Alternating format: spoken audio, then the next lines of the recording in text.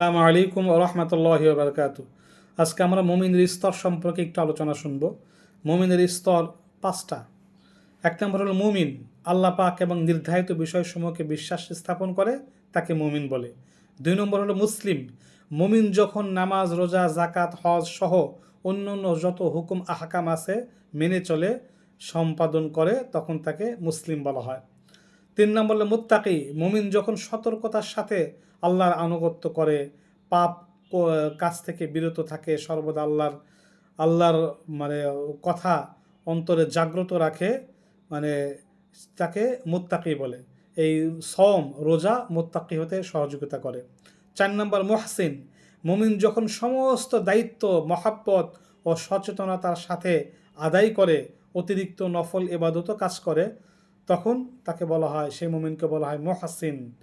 যে হজ মানুষকে মুহসিন হতে সহযোগিতা করে।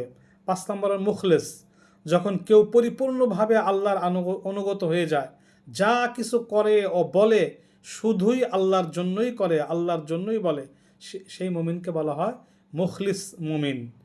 মহানবী সাল্লাল্লাহু আলাইহি ওয়াসাল্লাম মিনান নাবিয়িন আস-সিদ্দীকিন আশ-শুহাদা ওয়াস-সালিহিন, নবী একজনই, মুহাম্মদ সাল্লাল্লাহু আলাইহি ওয়াসাল্লাম।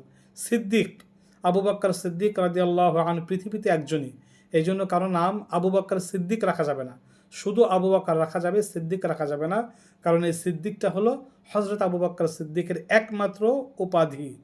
কিয়ামত পর্যন্ত যে স্তরের দরজা খোলা থাকবে সেটা হলো সালেহিন।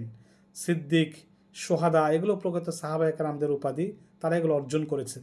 তাই আমাদেরকে খাঁটি মুমিন হতে হবে, আমাদেরকে খাঁটি সালেহ বান্দা হওয়ার চেষ্টা করতে হবে। আমিন।